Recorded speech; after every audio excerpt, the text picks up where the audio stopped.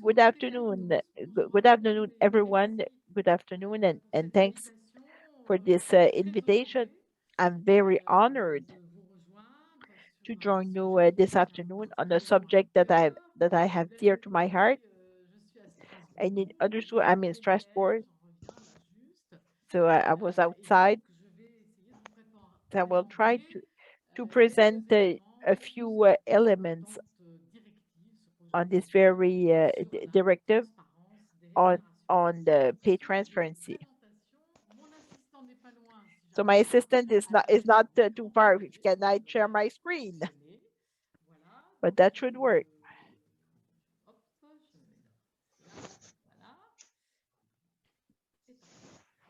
Perfect.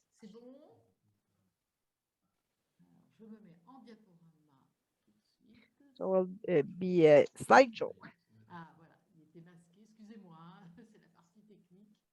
This is the technical part.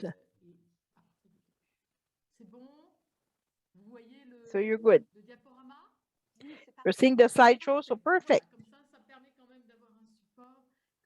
So I can have a visual support that I will be able to send you that's showing my comments. So I will go briefly on the introduction. Well, you probably remember like the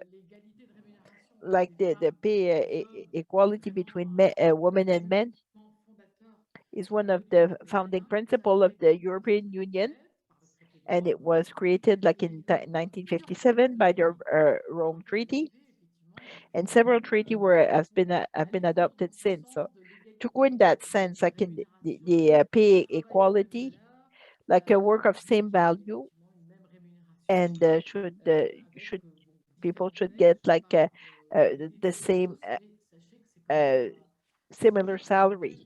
But it's a subject like we work at a European level, and we've been working on it for a while. So I sit on the Women's Rights Commission as a substitute member.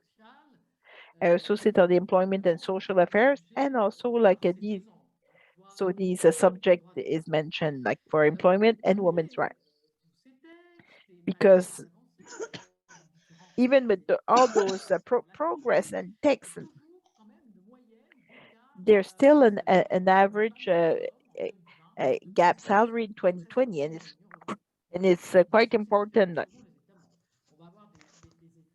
So we will have some states like it will be a 20% gap. Actually, you saying December, these are very lower, but it's still high.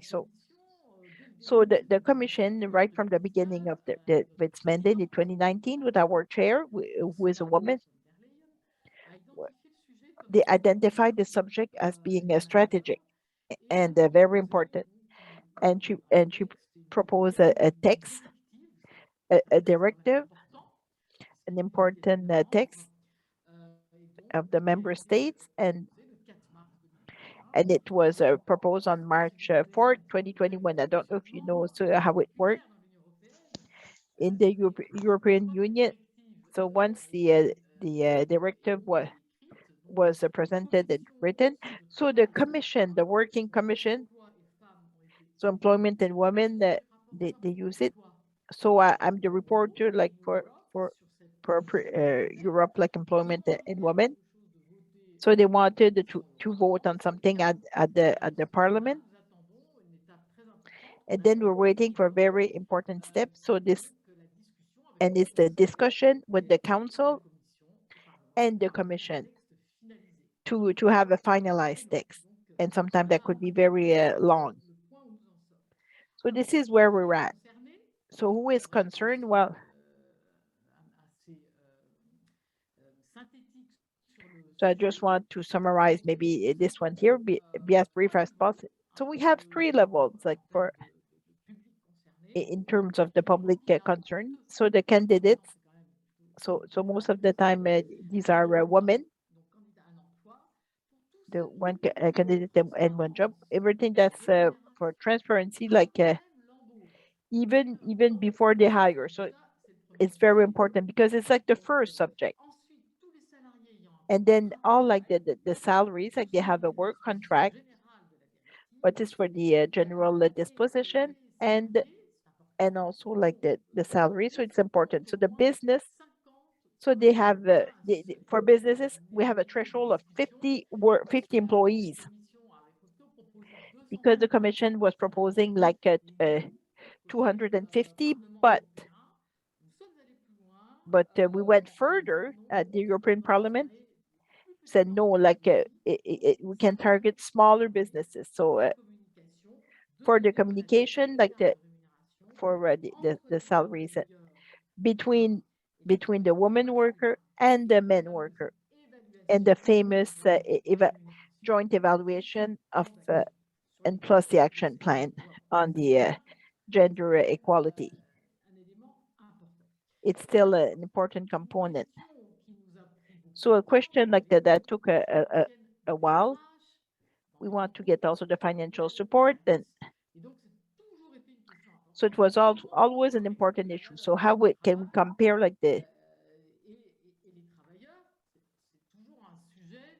value of the worker? It's not a subject. Well, there are like the different differences we're trying to explain. Like it's a work that requires like a more transparency, like more work. Like for women, we will not know. So there's a lot of criteria, and that is the problem. But by considering like that work as the same value, the same goal, and non-sexist, we establish, prepare a list that you are seeing here. So we prepare a list, like we choose some criteria as a requirement in terms of education, formal or informal, uh, uh, competencies, effort, responsibility, and working conditions. So what's important to remember, it's a first list.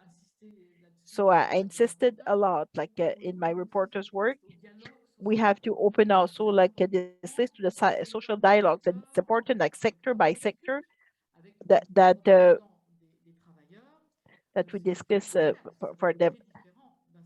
So, so it will be very important. So you have an idea of the criteria that were proposed. So what was said like in this text, as I said, like at the beginning, so the mostly like the woman applicant for a job, they have the right to receive like some information. So when they will be recruited, for example, like the the the pay level, like for now, or the scale, the pay scale, the initial space on the basis of non-sexist criteria. So it forces like a reflection as a business to establish a salary. So a salary. So we will have maybe like a salary. Like when you hire, how do we establish a salary? Which basis are we using? So we are forced to have the information. So and of course the collective agreement in place like by the with the business. So in France we have many collective agreements, so it's important too. And so on request, so we had there was a lot of debate. So the applicant will receive some information on criteria, non-sexist, where you would get like the average salary. So it goes far. So you can just imagine like it led to a lot of discussion between the different political groups at the parliament because some were against that fact concerning like those right to information that they entitled to receive from me. So a description of criteria used like to establish like the remuneration level. So once we're in a business, so when we're hiring, and once we're there with all this, we're also entitled like to get some information. So how we can, so how the salaries are progressing, and the level also of the individual, and also the average per it's per like per a gender, per a workers category, or doing the same work or a work of similar value. We also have to provide like the wage gap between the men and women, women and men, and also between employed by the same employer, like twice a year,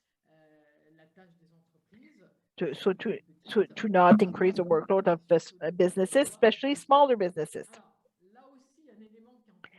So there's a component that led to a lot of discussion, debate, and a lot of controversy. Like the workers, ca- they cannot be stopped, like to give information concerning their pay and ask information for information on other workers' pay. So I'm in a group, a very liberal group in Europe. So I'm from like the business world, and I try also maybe to make the text a little bit lighter because I'm aware sometimes it could be complicated because we have like 50 paid workers, and we do not want to have in the public space like the salaries. Sometimes it's not always too simple. Like it was still included like in the final text, and also the workers' representative. They're entitled to get this information to see how to establish like the salary for each workers category, and it's an important point, but it's a social dialogue. So to living it like it's obvious, like it's a discussion, and uh, and so the workers representative are more than their word to say. So another point I would like to mention. So before I conclude my presentation, we also like a label the solution for businesses who do not have like a wage gap, like the virtual businesses. So they would get by the commission a label, and it's important because it encourages like the other to progress. So when there are salary gaps, so what we have to keep in mind for in this text in our report is the point of data communication concerning like the wage gap between men and women. So what we will have for information to which frequency, and we didn't want to establish like the same obligations. So the idea not to make this work. To update this information like for 15 over every 3 years for businesses having between 15 and 25 workers and who have a collective agreement, and every 2 years for businesses like 50 and 250 workers, and every 2 years on a voluntary basis for businesses we have more than 50 employees. So we really want to encourage like the fact to give some information because the idea behind this is transparency. So we notice like one thing that stops what contributes a great gap between women and men. It's because of the non-transparency, because we do not see the thing, we do not explain. But that's why the title is important for this directive. And we all have like the list of obligation. It's the gap, like we need also like the wage gap, like between the men and family, we have to apply variable. We have like the average wage gap between men and women, and also like the average between men and women with the different variables. Some has no gaps, but when we look closely, like because of the bonuses, we have like 20% gaps, and with hazardous implication either because they were part-time, and we did not necessarily know why, but by the administration. So we were working on this, and it's important to include like the variable component.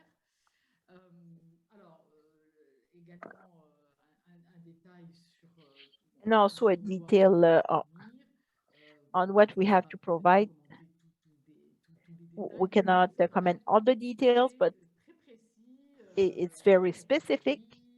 It's per category. One point I would like to add that for this modification is a proportion of the workers who are benefit who are getting like a pay increase or either maternity leave or paternity leave. So we put worker like parental leave, etc. Because by experience, like we know like where the gaps like, are getting wider. It's once it's after an employee returns like for a parental or maternity leave for women, and there's a seem to be like a wage freeze, and it creates gaps. So I insisted that we add those this component that seems important to me. So we have a notion also of joint evaluation on the wages. And when we're saying joint evaluation, it has to be done with the representative from the workers. So it was a very intense discussion to establish the levels. Some political groups didn't want to have it no percentage of gap indicated. So we were able to come up to a compromise by saying like uh, starting 2.5% for all categories.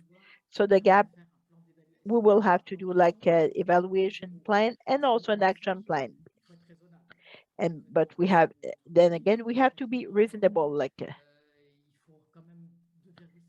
we still need 2.5%. It's still like a low gap, so they very small gap. So they wanted to maintain those gaps. And if the employer did not correct this difference in within 6 months after the publication of the wage gap, he has to publish like the correction measures. So we had like to give some measures, but not apply them to everyone. And even if there was no gap at all, well, it's still justified like to prepare an action plan. So this being said, well, altering we will broaden it according to the text. So this joint evaluation for salaries will bring a lot of a component, very specific components. We do not know how the discussions will go with the council because some member states there will be some blocking because it happens often in the social affairs in Europe.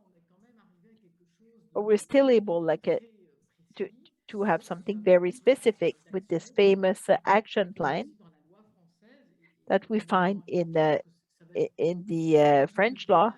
It will be a working guide, and then we'll be able like to suppress all like the salary gaps between the men and women.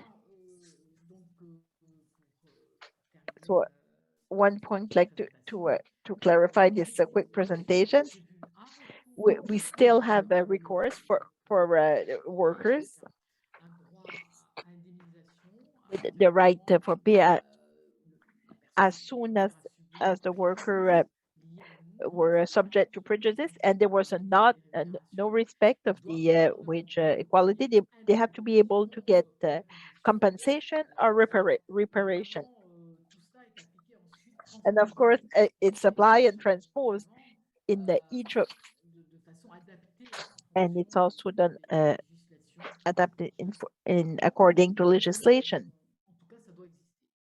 And it's something that has to be in existence, and there need to be a compensation for a direct discrimination, direct or indirect. And then it's something that was planned right from the beginning. If not, there are sanctions for businesses that would did not follow those obligation of transparency, that we do not have any information, and so to discriminate again, so there's possible fines with a minimum amount based on either like on the business or the salary. So here it can go up to 1% of the salaries. So that's what I favor more. And of course, like the fine level, it's according to the gravity, and there would be also some sanctions in case like if it was repeat offenses. It's important because if there's no sanction, well, it can go on and on and on for a very long time. So that's why we wanted to add this. So we also introduce, and I will conclude with those two, a notion on the intersectional discrimination. So it's not always easy to explain. It was introduced by the parliament, and so recently, like the members union, the member states of the European Union, they had to consider like this possible intersectional uh, discrimination. These are multiple forms of discrimination that adds up because we will have women, uh, people with a disability, or and also people in difficult social context. So these notions are important, and and these are real. And unfortunately, like discrimination, the kinds of adds on, it gets worse.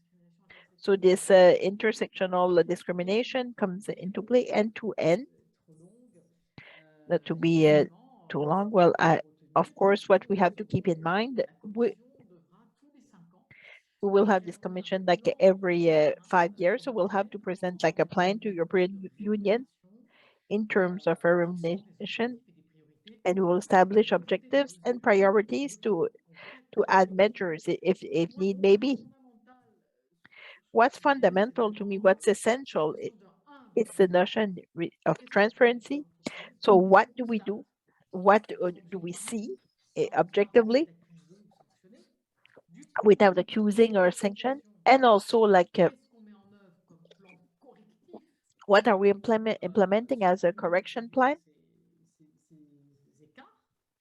to fill those gaps? And if we do not do anything, well, it could be either like a sanction or a corrective measures.